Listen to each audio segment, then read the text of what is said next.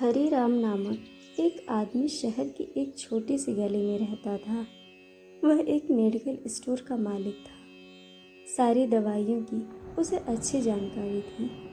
10 वर्ष का अनुभव होने के कारण उसे अच्छी तरह से पता था कि कौन सी दवाई कहाँ रखी है। वह इस पेशे को बड़े शौक से और बहुत ही निष्ठा से करता था। उसकी दुकान में सदैव भीड़ लगी रहती थी। वह ग्राहकों को वांछित दवाइयाँ सावधानी से और पूरे इत्मीनान के साथ देता था, पर उसे भगवान पर कोई भरोसा नहीं था। वह एक नास्तिक था। भगवान के नाम से ही वह चिढ़ने लगता था। घर वाले उसे बहुत समझाते, पर वह उनकी एक न सुनता। खाली वक्त मिलने पर वह अपने दोस्तों के संग मिलकर घर या दुकान में ताश खेलता। एक दिन उसके दोस्त उसका हाल चाल पूछने दुकान पर आए और अचानक बहुत जोर से बारिश होने लगी। बारिश की वजह से दुकान में भी कोई नहीं था। बस फिर क्या, सब दोस्त मिलकर ताश खेलने लगे। तभी एक छोटा सा लड़का उसकी दुकान में दवाई लेने के लिए पर्चा लेकर आया। उसका पूरा शरीर भीगा था।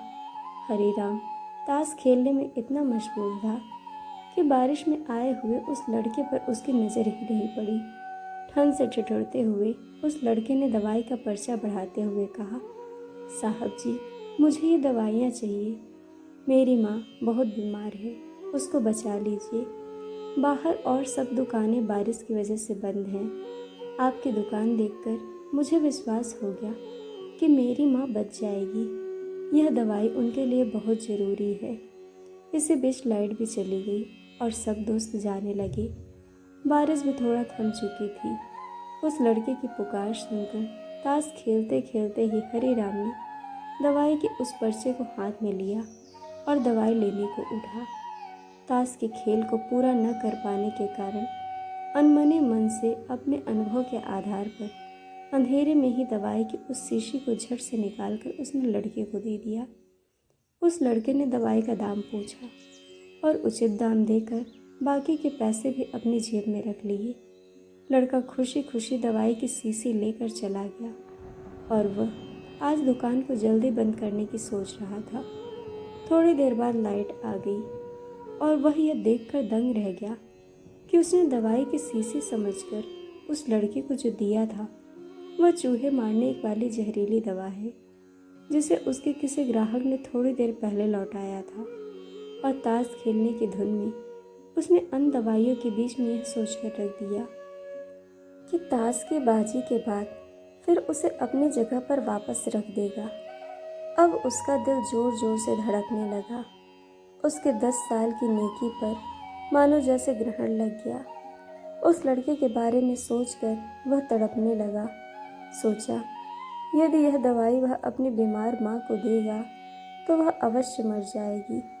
लड़का भी बहुत छोटा होने के कारण उस दवाई को तो पढ़ना ही नहीं जानता होगा। उस पल वह अपनी इस भूल को कोसने लगा और अपने ताश खेलने की आदत को छोड़ने का निश्चय कर लिया। पर यह बात तो बाद में देखी जाएगी। अब क्या किया जाए? उस लड़के का पता ठिकाना भी तो नहीं जानता। कैसे उसकी बीमार माँ को बचाया जाए? सच, कितना विश्वास था उस लड़के की आंखों में। हरीराम को कुछ सूझ नहीं रहा था। घर जाने की उसकी इच्छा अब ठंडी पड़ गई। दुविधा और बेचैनी उसे घेरे हुई थी। घबराहट में वह इधर उधर देखने लगा। पहली बार उसकी दृष्टि दीवार के उस कोने में पड़ी जहाँ उसके पिता ने जिद करके भगवान श्री कृष्ण की तस्वीर दुकान के उद्घाटन के वक्त लगाई थी। हरीराम से हुई बहस में एक दिन उसके पिता ने हरीराम से भगवान को कम से कम एक शक्ति के रूप में मानने और पूजने की मिन्नत की थी। उन्होंने कहा था कि भगवान की भक्ति में बड़ी शक्ति होती है। वह हर जगह व्याप्त है और हमें सदैव अच्छे कार्य करने की प्रेरणा देता है। हरीराम को यह सारी बातें याद आने लगी। आज उसने इस अद्भुत शक्ति को आजमाना चाहा। उसने कई बार अपने पिता को भगवान की तस्वीर के सामने हाथ जोड़कर आंखें बंद करके ध्यान करते हुए देखा था। उसने भी आज पहली बार कमरे के कोने में रखी उस धूल भरे कृष्ण की तस्वीर को देखा और आंखें बंद कर दोनों हाथों को जोड़कर वहीं खड़ा हो गया। इसके बाद ही थोड़ी देर बाद वह छोटा लड़का फिर दुकान में आया। हरे राम को पसीना छूटने लगा। वह बहुत अधीर हो उठा। पसीना पोंछते हुए उसने कहा, क्या बात है बेटा, तुम्हें क्या चाहिए? लड़के की आंखों से पानी छलकने लगा। उसने रुकते रुकते कहा, बाबूजी, माँ को बचाने के लिए मैं दवाई की शीशी लिए भागा जा रहा था। घर के करीब पहुँच भी गया था। बारिश की वजह से आंगन में पानी भरा था और मैं फिसल गया। दवाई की शीशी गिरकर टूट गई। क्या आप मुझे वही दवाई की दूसरी शीशी दे सकते हैं बाबूजी? लड़के ने उदास होकर पूछा। हाँ हाँ, क्यों नहीं?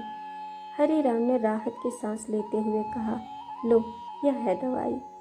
पर उस लड़के ने दवाई की शीशी लेते लेते हिचकिचाते हुए बड़े ही भोलेपन से कहा, बाबूजी, मेरे पास दवा के लिए पूरे पैसे अभी नहीं हैं। हरी राम ने उस बेचारे पर दया आ गई।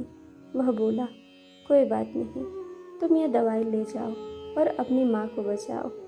जल्दी करो, और हाँ, अब की बार जरा संभल के जाना। लड़का अच्छा बाबूजी कहता हुआ खुशी से चल पड़ा। अब हरे राम की जान में जान आई। वह भगवान को धन्यवाद देता हुआ अपने हाथों से उस धूल भरी तस्वीर को लेकर अपनी धोती से पोंछने लगा और उसे अपने सीने से लगा लिया। अपने भीतर हुए इस परिवर्तन को वह सबसे पहले अपने घर वालों को सुनाना चाहता था। इसीलिए जल्दी से दुकान बंद करके वह घर को रवाना हुआ। उसकी नास्तिकता की घोर अंधेरी रात भी अब बीत गई थी और अगले दिन की नई सुबह एक नए हरि राम की प्रतीक्षा कर रही थी। दोस्तों, आपको कहानी कैसी लगी यह हमें कमेंट करके ज़रूर बताइएगा और चैनल को सब्सक्राइब, वीडियो को लाइक शेयर करना बिल्कुल मत भूलिएगा। वीडियो देखने के लिए आप सभी का बहुत बहुत धन्यवाद। जल्द मिलेंगे एक और नई कहानी के साथ।